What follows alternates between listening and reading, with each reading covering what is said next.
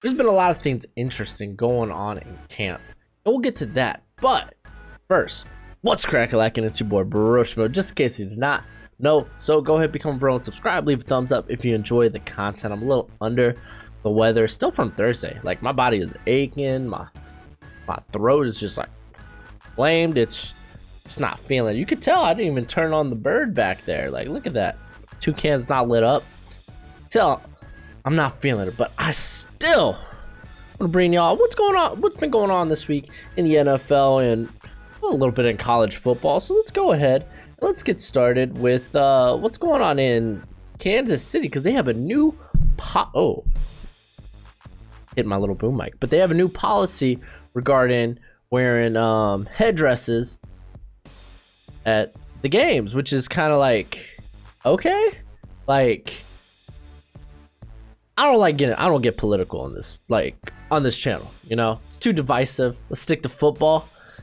But at the same time, this is probably the most political I will get, and I think it's kind of silly because, like, looking at some of, well, like, I get what they're trying to do. They're trying to be, you know, culturally sensitive, but the people wearing, like, they talk about you can't wear face paint or anything, the headdresses, they got a few other things, like they won't beat the drum after they score.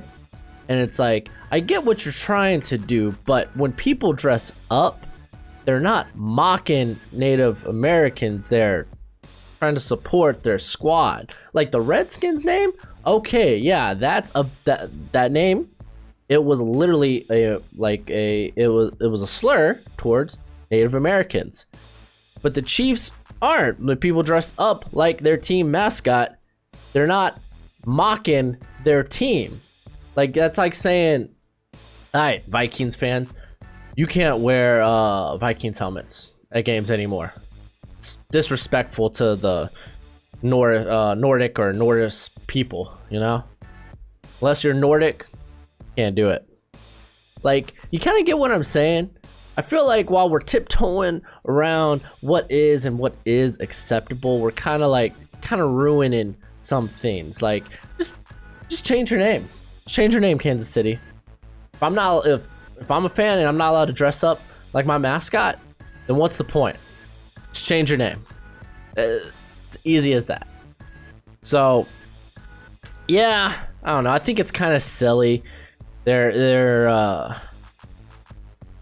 Yeah, imagine if, like, dressing up as, like, one of the, like, a raven. Well, that's a PETA says that's offensive. I don't know. I just find it's a bit unnecessary. But let's just go ahead. Let's move on. Ngakoue, Yannick Nagakway. Currently, it still seems like that there's no deal imminent. There's not a trade imminent with him, so we might be waiting until a good, like, 6 weeks into the season before this. But the Raiders, they are watching, and they're watching eagerly. I can assume that I don't know what the Jaguars' asking price is for Ngakoue at this point. You know, it'd be interesting because they must have saw Jamal Adams. Oh, he got 2 first-round picks. Maybe we could get 2 first-round picks for Ngakoue. I don't think that's gonna happen. They're 2 different type of players. I get Ngakoue is pretty young and whatnot. One of the more consistent pass rushers, but I think you'd be lucky to get 1 first-round pick. So the rate, like, the longer you hold on to him, I think the less valuable he becomes, and teams are gonna know, okay, they're gonna have to trade him by the week 8 deadline. So we could probably get him for dirt cheap, unless they just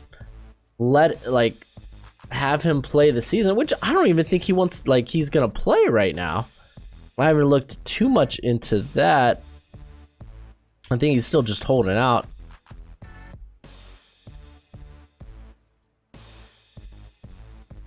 Oh no, man, he's around training camp, so that's good to see.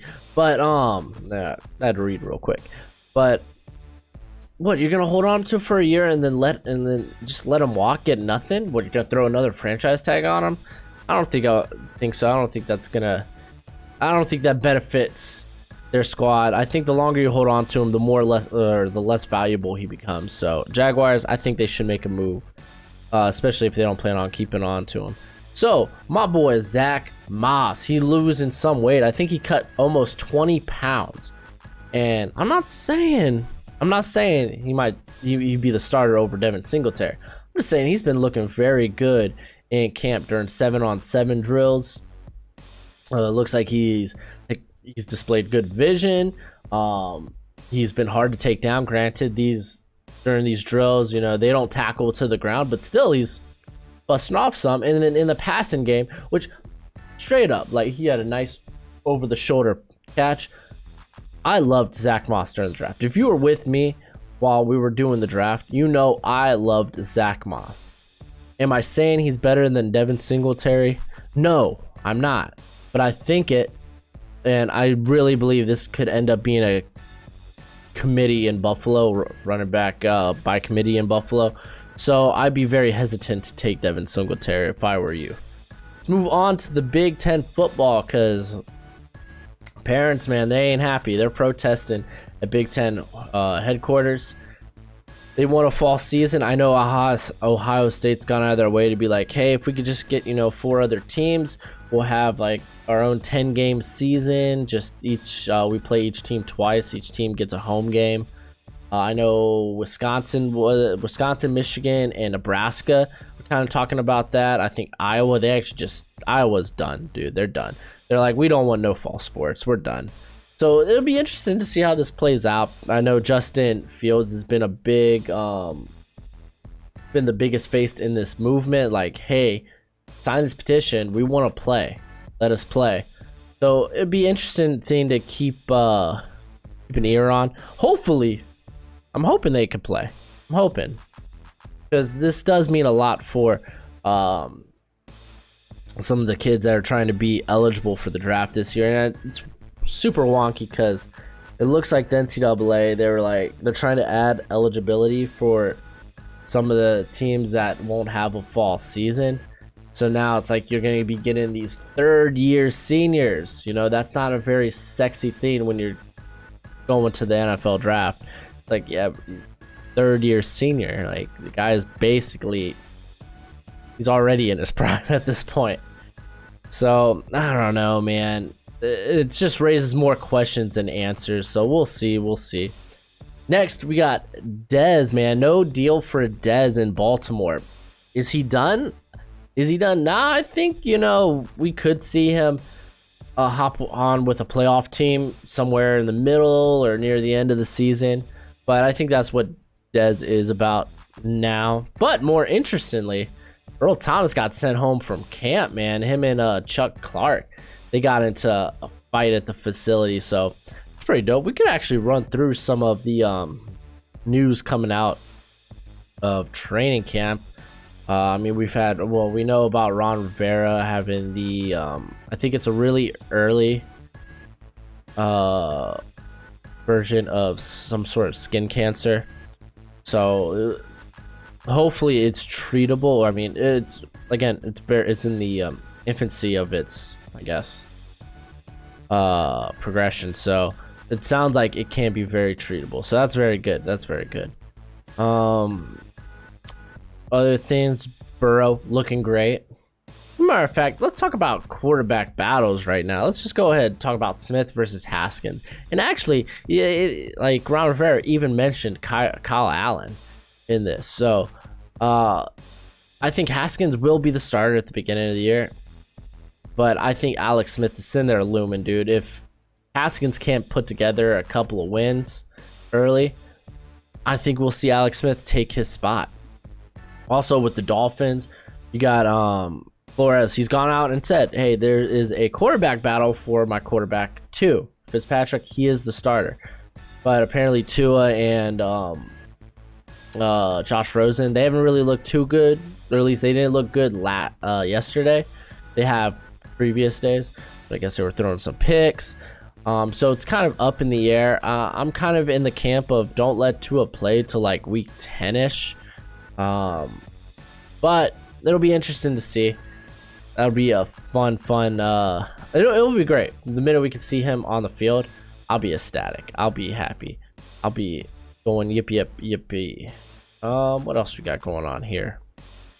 Let's see. Gerald Mccoy, he's off the team now after they had an injury settlement. That sucks. But they did bring in Everson Griffin, which I thought was very interesting. Put in Dunbar. He hasn't had a chance to match up with DK Metcalf yet, which is weird. You think they would match up? Like, you would think. I think it's more important Dunbar's on the field. Can't say the same about DeAndre Baker. Wah, wah, wah, wah. And they're saying Derek Carr is looking. He was looking better yesterday than he was the beginning of camp. Like, he was, I guess, making some ugly throws.